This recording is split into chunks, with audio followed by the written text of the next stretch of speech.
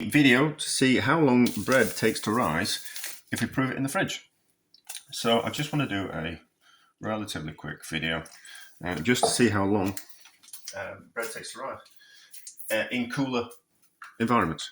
So the yeast will rise, make a bread rise in the fridge, but I don't know how long that will be. So I just want to do it so we know roughly how long it will take, just out of curiosity. And then also if I needed to know that I wanted to make some bread in 2 days' time, it would take 2 days to rise in the fridge. That's all. So 500 grams worth of strong white flour, pinch of salt, 290 grams worth of water. That's because that's what the recipe said on the packet of flour.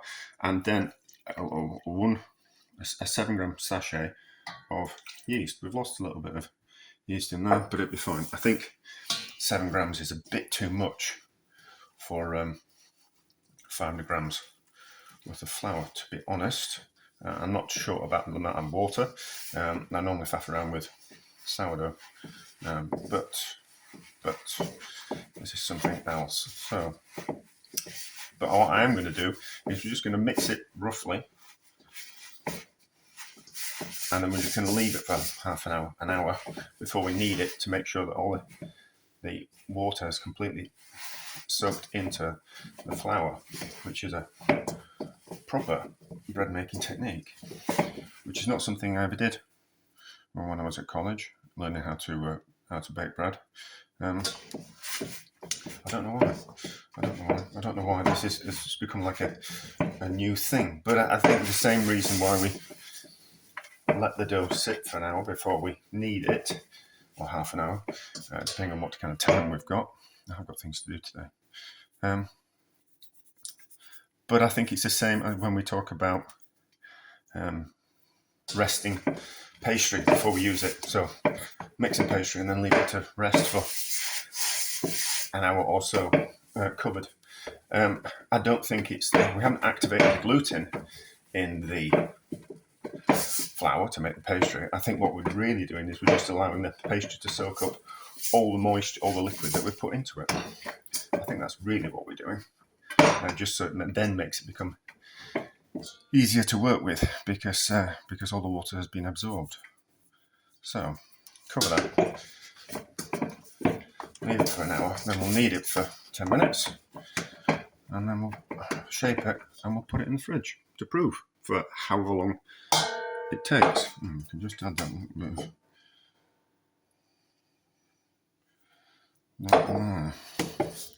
that'll be fine. Right, back in an hour. Right, so it's had an hour. See, it already looks like it's come together a lot better than it was. So we'll give that a knead for 10 minutes, and then we'll form it into a loaf. I think I'm going to cook a loaf. I think that'll be for the best. And then we'll see how long it takes. So we have kneaded for 10 minutes. Well, about 8.5, something like that. But the dough looked good enough. So let's shape it and put it in a loaf. I just need to, I think it'd benefit from a little bit of flour in the bottom there. I would have put it in a proving basket. But the only problem with the proving baskets is that there's a habit, if the bread's been proven for a long time, it wants to get a little bit of mould in it, like a little bit of, because of the moisture, and we're dealing with organic products, it wants to go a little bit mouldy. So I think a metal container will be better. If it's going to be in the fridge for 2-3 days, I don't know. So shape the dough. I'm not going to do a loaf like a sandwich loaf. I'm just going to do a loaf that I normally make, but we'll just do it a slightly different way. We'll use the opportunity for a little bit of more experimentation while we're doing something. So what we're doing is we're just creating tension in the dough. So we're stretching the dough from the top and pulling it round and pushing it underneath. So as you can see there, the dough is stretching. And then that's how we get that nice split in the top of the bread. When we slice it with the knife, or there's a fancy name for the blade that we use, I can't remember it, we get that nice split because there's tension in the dough. which is always kind of what we want to do. So what I'm doing here is the same as when we were making a bread roll, which bread roll, you kind of use that part of your hand and roll around, and you create tension in the same way in a bread roll as well. So just create tension that way, and then just nip its bottom, and then into the loaf tin. Why does that feel heavy? And then just a little bit of flour on top, like that, so it doesn't stick to the shower cap.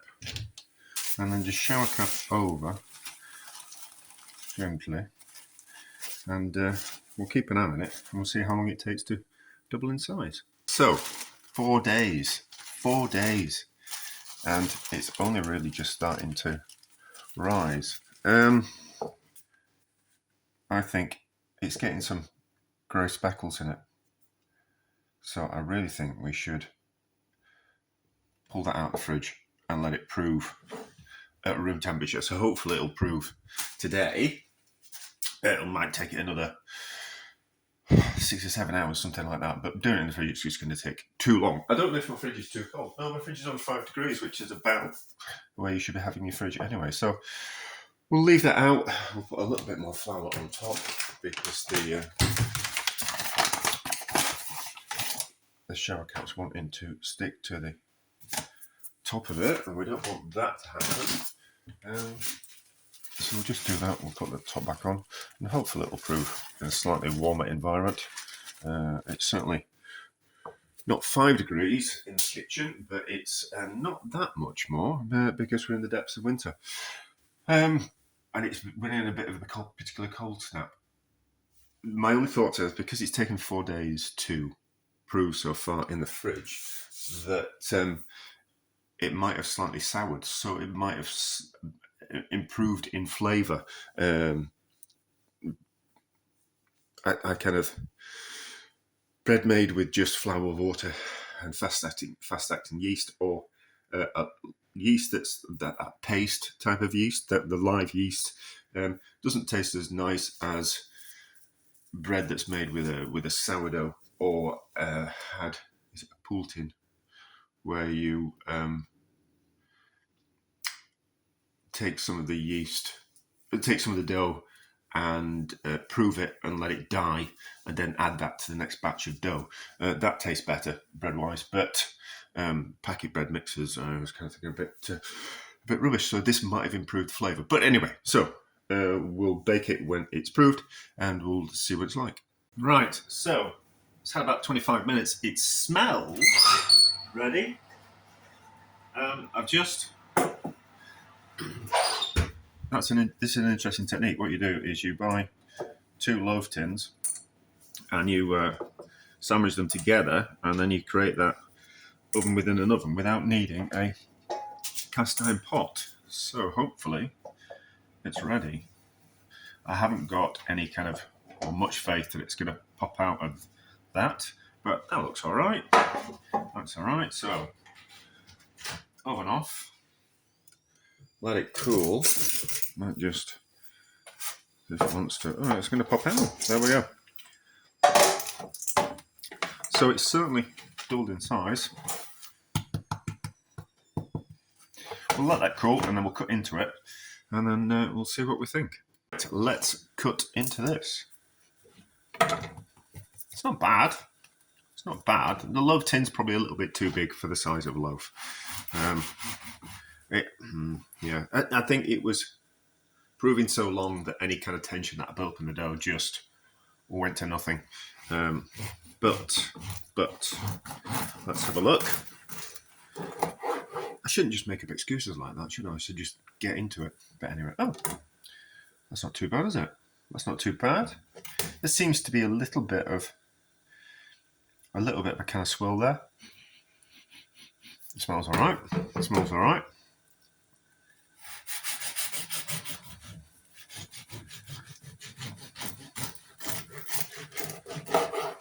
What does it taste like? That's what we're really bothered about, isn't it?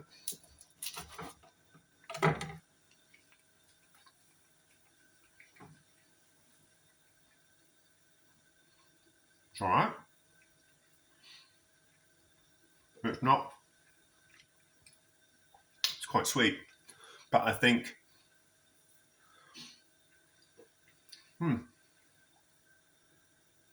It shouldn't be sweet though, should it? It shouldn't.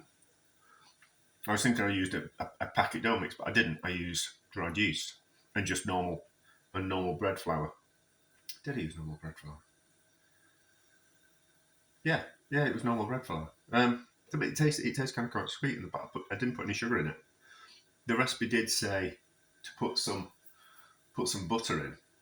I don't do that. I just did the flour, water, and salt. So I don't know if the slow fermentation, has brought out a little bit of sweetness, but it's certainly nothing. Like I did see those flecks of grey in the dough, which sometimes you kind of see when pastry gets a little bit old. So if you make some pastry and you just kind of think, oh, I'll save that pastry. There's no point freezing it. I'll just keep it in the fridge for a couple of days, maybe 3 days, and then I'll use it at the weekend to make something else. And you notice that the pastry's gone a little bit grey in parts. Similar type of thing with that dough. And I would have thought that maybe it might have affected the flavour, but it's not affected the flavour at all. So, obviously the temperature affects how long it would take to prove. My fridge at home is an industrial, a proper catering fridge. So it's designed for catering, and it's at 3 degrees at the moment. Sometimes it's about 5, depending on how much I use it and how much and stuff that I put into it. So maybe 3 is a little bit too cold. Maybe 5 is a little bit too cold. I don't know what domestic fridges go at. I presume probably around about 6 or 7, which probably would make a difference and probably would the bread would prove within a day. But because my fridge is cooler, took a lot longer. But it took 4 days, and that's the result. So that's not bad, actually. I don't know what use that is, but to be honest, there's lots of things that I do that I don't know why I'm doing it or for what purpose, but things have a habit of not working out, but becoming useful somewhere else, or take my brain in a different direction to make me think about something in a different way. Or so I've already thought about another video because of this, and another thought. I've already thought about something else, which kind of would lead to another kind of interesting question that I want to answer. So, successful. I don't know what practical purposes it is. It is or has, but it's certainly doable. I don't know. Maybe if you're obsessed with. Okay, so if you were the type of person who liked, this is just a hypothetical, but if you were the type of person who only really wanted to make fresh bread, you didn't want to buy any bread, and you were going away for the weekend, and you wanted to you didn't want to have to put any bread in the freezer, you wanted fresh bread when you came home, you could make some bread, put it in the fridge, go away for a couple of days, and know that when you came home, the bread would be fine, and you'd just simply have to pull it out of the fridge and prove it. So we didn't actually. There was about 6 hours worth of proving of the bread that didn't happen in the fridge, which I would have thought 6 hours would probably be about the time that dried yeast would probably prove in anyway. But I suppose it's down to I'm waffling. It's probably down to like a time factor that you can make something. If you want to bake some bread and you didn't have the time to, you didn't have 10 minutes to knead it one day and just kind of wanted to go, or maybe you're doing 2 batches. There we go. So I've thought my way through this. So it takes the same amount of time to knead 1 kilo of bread dough as it does to knead 500 grams worth of bread dough. So potentially what you could do is you could save yourself all of 10 minutes. But you could knead 2 lots of dough, bake one fresh, keep one in the fridge to slowly prove, and then bake that at your convenience. So you would save the 10 minutes. And have multiple ones, maybe do 1.5 kilos worth of bread and do 3 loaves, and know that you've got it in the fridge and it slowly proves. So you don't need to bake it on the day. And you could have fresh bread every day. You could let it prove. You could go to bed and let it prove. Take it out of the fridge, let it prove on the countertop or in somewhere a little bit cooler, a little bit warmer than the fridge, and know that you can bake some bread fresh in the morning. But anyway, a success. A success. It didn't go off in 4 days, so therefore it's a success. And I've just prattled on for like 7 minutes about nothing. But anyway.